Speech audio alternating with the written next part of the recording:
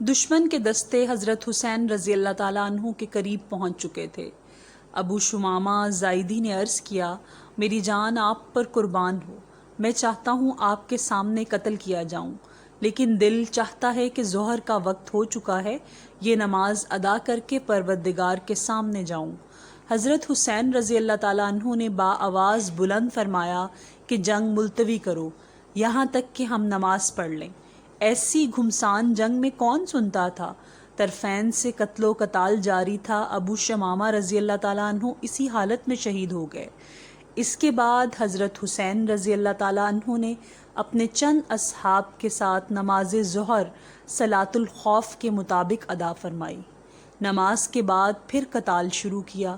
اب یہ لوگ حضرت حسین کے تک پہنچ چکے تھے۔ جانثار صحابہ حضرت حسین رضی اللہ تعالیٰ عنہ کے سامنے آ کر کھڑے ہو گئے اور سب تیر اپنے بدن پر کھاتے رہے، یہاں تک زخموں سے چور ہو کر گر گئے۔ اس وقت زہیر بن الیقین رضی اللہ تعالیٰ عنہ نے حضرت حسین رضی اللہ تعالیٰ عنہ کی مدافعت میں سخت قتال کیا، یہاں تک کہ وہ بھی شہید ہو گئے۔ اس وقت حضرت حسین کے پاس بجز چند رفیقوں کے کوئی بھی نہ رہا تھا، اور یہ رفقا بھی دیکھ رہے تھے کہ ہم نہ حضرت حسین رضی اللہ تعالیٰ عنہ کو بچا سکتے ہیں اور نہ خود بچ سکتے ہیں۔ تو اب ان میں سے ہر شخص کی یہ خواہش تھی کہ میں حضرت حسین رضی اللہ تعالیٰ عنہ کے سامنے پہلے شہید ہو جاؤں۔ اس لیے ہر شخص نہایت شدت و شجاعت سے مقابلہ کر رہا تھا۔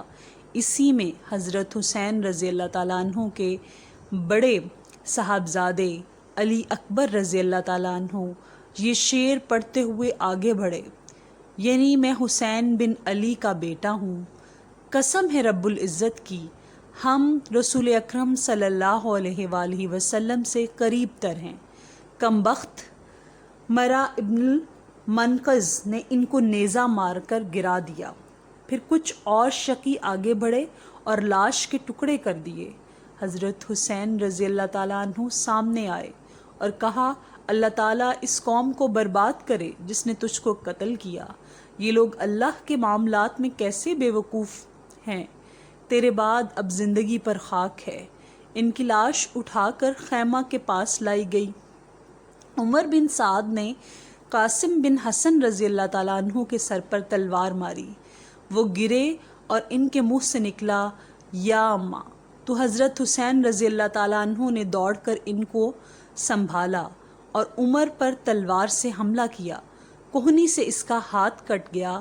حضرت حسین رضی اللہ تعالیٰ عنہ نے اپنے بھتیجے قاسم رضی اللہ تعالیٰ عنہ کی لاش کو اپنے کاندھے پر اٹھا کر لائے اور اپنے بیٹے اور دوسرے اہل بیت کے برابر لٹا دیا۔ اب حضرت حسین رضی اللہ تعالیٰ عنہ تقریباً تنہا بیجار و مددگار رہ گئے، لیکن ان کی طرف بڑھنے کی کسی کو ہمت نہیں ہوئی۔ اسی طرح بہت دیر تک یہی کیفیت رہی کہ جو شخص آپ کی طرف بڑھتا اسی طرح لوٹ جاتا، اور حضرت حسین رضی اللہ تعالیٰ عنہ کے قتل اور اس کے گناہ کو اپنے سر لینا نہ چاہتا تھا، یہاں تک کہ قبیلہ کند کا ایک شقی القلب مالک بن نصیر آگے بڑھا اور حضرت امام حسین رضی اللہ تعالیٰ عنہ کے سر پر تلوار سے حملہ کیا۔ اب آپ شدید زخمی ہو گئے۔ اپنے چھوٹے صاحبزادے عبداللہ رضی اللہ تعالیٰ عنہ کو بلایا اور اپنی گود میں بٹھا لیا۔ بنی اسد کے ایک بدنصیب نے ان کو بھی تیر مار کر ہلاک کر دیا۔ حضرت حسین رضی اللہ تعالیٰ عنہ نے اس معصوم بچے کا خون لے کر زمین پر بکھیر دیا اور دعا کی، یا اللہ تو ہی ان ظالموں سے ہمارا انتقام لے۔ اس وقت حضرت حسین رضی اللہ تعالیٰ عنہ کی پیاس حد تک پہنچ چکی تھی۔ آپ رضی اللہ تعالیٰ عنہ پانی پینے کے لیے دریائے فرات کے قریب تشریف لے گئے۔ ظالم حسین بن نمیر نے آپ کے منہ پر نشانہ کر کے تیر پھینکا، جو آپ کو لگا اور جسم مبارک سے خون جاری ہو گیا۔ اس کے بعد شمر 10 آدمی ساتھ لے کر حضرت حسین رضی اللہ تعالیٰ عنہ کی طرف بڑھا۔ حضرت حسین شدید پیاس اور اپنے زخموں کے باوجود ان کا دلیرانہ مقابلہ کر رہے تھے۔ جس طرح حضرت حسین رضی اللہ تعالیٰ عنہ پڑھتے یہ بھاگتے نظر آتے۔ اہل تاریخ نے لکھا ہے کہ ایک بے نظیر واقعہ ہے، جس شخص کی اولاد اور اہل بیت قتل کر دیے گئے ہوں، اس کو خود شدید زخم لگے ہوئے ہوں اور وہ پانی کے ایک ایک قطرہ سے محروم ہو، اور وہ اس قوت اور ثابت قدمی سے مقابلہ کر رہا ہے کہ جس کی طرف رخ کرتا ہے سپاہی بھیڑ بکریوں کی طرح بھاگنے لگتے ہیں۔ شمر نے جب دیکھا کہ حضرت حسین رضی اللہ تعالیٰ عنہ کے قتل کرنے سے ہر شخص بچنا چاہتا ہے، تو آواز دی کہ سب یکبارگی حملہ کرو۔ اس پر بہت سے بد نصیب آگے بڑھے، نیزوں اور تلواروں سے یکبارگی حملہ کیا اور جگر گوشائے رسول اکرم صلی اللہ علیہ وآلہ وسلم ان ظالموں کا دلیرانہ مقابلہ کرتے ہوئے شہید ہو گئے۔ انا للہ و انا الیہ راجعون۔ شمر نے خولی بن یزید سے کہا کہ ان کا سر کاٹ کرو، اور وہ آگے بڑھا مگر ہاتھ کانپ گئے۔ پھر شقی بدبخت سنان بن انس نے یہ کام انجام دیا۔ آپ کی لاش کو دیکھا تو 33 زخم تیروں کے اور 34 زخم تلواروں کے آپ کے بدن پر تھے۔ تیروں کے زخم ان کے علاوہ حضرت حسین رضی اللہ تعالیٰ عنہ اور عام اہل بیت کے قتل سے فارغ ہو کر یہ ظالم علی اصغر حضرت زین العابدین رضی اللہ تعالیٰ عنہ کی طرف متوجہ ہوئے۔ شمر نے ان کو بھی قتل کرنا چاہا۔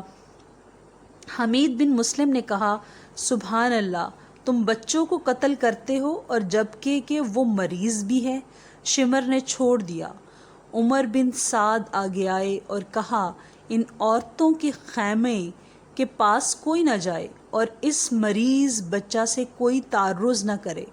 ابن زیاد شقی کا حکم تھا کہ قتل کے بعد لاشوں کو گھوڑوں کی ٹاپوں میں روندا جائے۔ عمر بن سعد نے چند سواروں کو حکم دیا، انہوں نے یہ بھی کر ڈالا۔ انا للہ و انا الیہ راجعون۔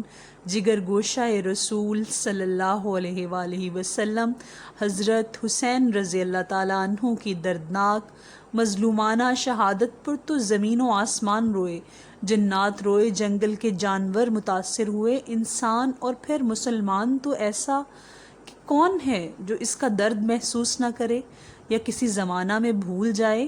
لیکن شہید کربلا رضی اللہ تعالیٰ عنہ کی روح مقدس درد و غم کا رسمی مظاہرہ کرنے والوں کی بجائے ان لوگوں کو ڈھونڈتی ہے جو ان کے درد کے شریک اور مقصد کے ساتھی بنے۔ ان کی خاموش مگر زندہ جاوید زبان مبارک مسلمانوں کو ہمیشہ اس مقصد عظیم کی دعوت دیتی رہی ہے اور دیتی رہے گی، جس کے لیے حضرت حسین رضی اللہ تعالیٰ عنہ نے بے چین ہو کر مدینہ سے مکہ اور پھر مکہ سے کوفہ جانے کے لیے مجبور تھے، اور جس کے لیے اپنے سامنے اپنی اولاد اور اپنے اہل بیت کو قربان کر کے خود قربان ہو گئے۔